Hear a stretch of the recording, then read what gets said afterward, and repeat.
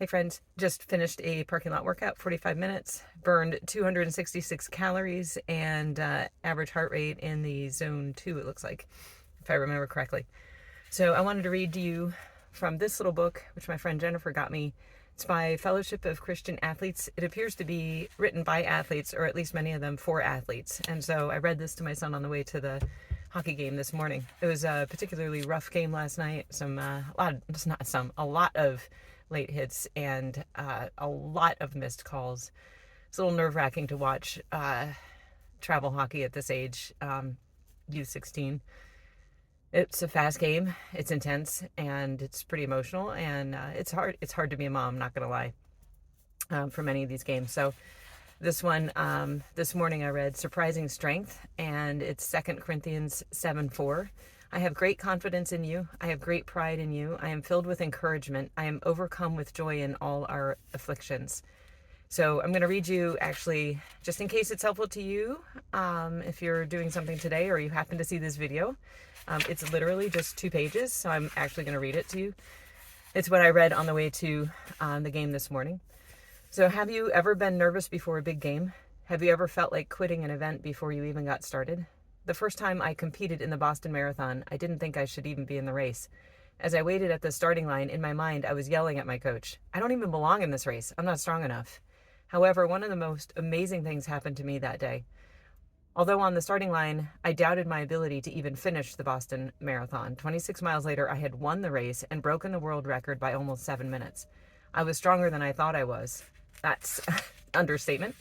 That's pretty incredible to be on the starting line and to not even think you belong in the race and then finish not only winning the race, but by breaking the world record by that much. When the Israelites were preparing to enter the land of Canaan, they were most likely also a bit nervous. Moses had died, and they were now under the leadership of Joshua. However, God told them to be strong and courageous, for he was about to bring them into the land that he had promised to give them. He said to Joshua, I have given you every place where the sole of your foot treads, just as I promised Moses. Your territory will be from the wilderness and Lebanon to the great Euphrates River, all the land of the Hittites, and west to the Mediterranean Sea. No one will be able to stand against you as long as you live. I will be with you, just as I was with Moses. I will not leave you or forsake you. That's Joshua 1:3-5. Being nervous before an event is normal. It tells us that what we're about to do is important. But God encourages us in the Bible to be brave and to take courage by performing for him, the audience of one. Don't allow those anxious feelings to keep you from challenging yourself. The outcome could surprise you. This is by Jean Driscoll, so I'm going to have to look that person up. So then there's like 3 questions that you could talk about with your athlete.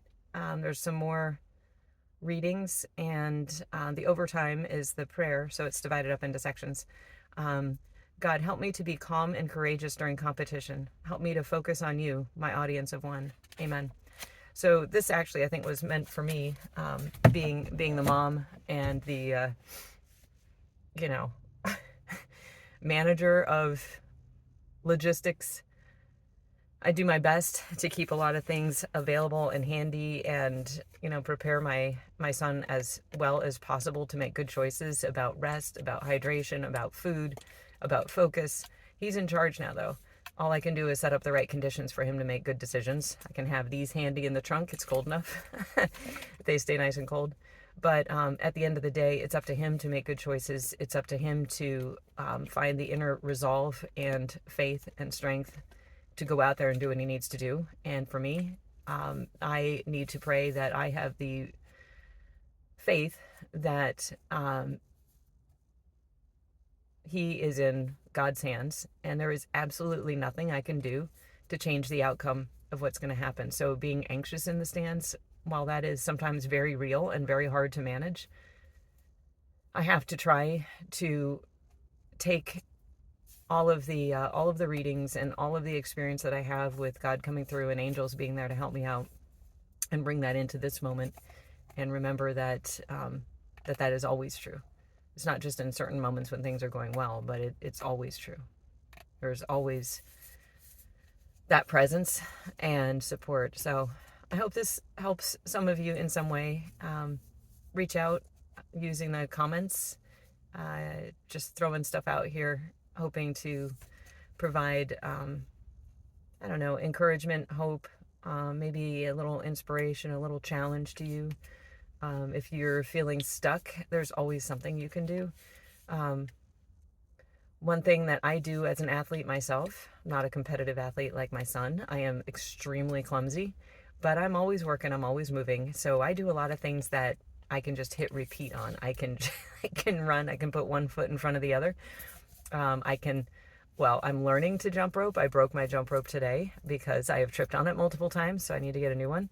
But there's a lot of things that you can do, even if you are not particularly gifted in the athletic area. I am not. But everything that you do to move your body and to strengthen it and to fortify it, everything you do to fortify your faith and your mind, all matters. All those little things matter. So pick one tiny little thing that you can do today. And even if you're in a parking lot looking like a goofball like I was, carrying a kettlebell around, you might even be inspiring someone else who wants to warm up and build their strength. And I do it for my back. I had very bad nerve injury over a year ago, and just started really working on core strength, which I thought I had, but I really did not have. I was doing kind of the wrong things. And so I hooked up with a great physical therapist and am now stronger than ever. And my back feels like literally 20 years younger than it did. So that's why I do all this goofy stuff in the parking lot, is so that I can drive hours and hours, get out and move without that sort of like, oh my God, I'm just absolutely stiff as a board. I can get out and move. I can ride horses. I can run. I can deadlift. I can shoot hoops very badly with my son. I can be squat pressed by my older son, and I know how to brace so that I, I don't get wrecked at the bottom because he likes to bounce me. All right, that's enough of my crazy stories. Have a great day, and thanks for watching. If you watched all of this, thank you so much for watching. And this is going to be another cringe, goofy shout out, but you know, the person who inspires me the most with his extremely natural authenticity and inspiring presence is Wendigoon.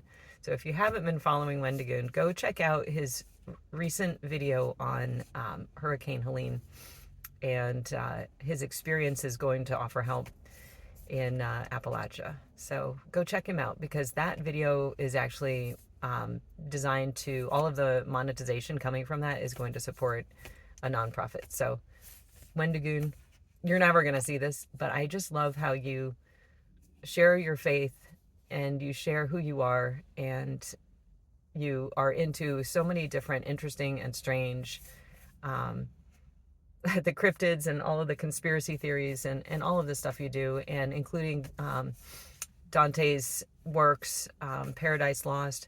Paradise, what is the other one? Is it Regained? I think that's what it is. We listen to these on hockey drives. Amazing, amazing. All right, enough. I could ramble and ramble. Thank you so much.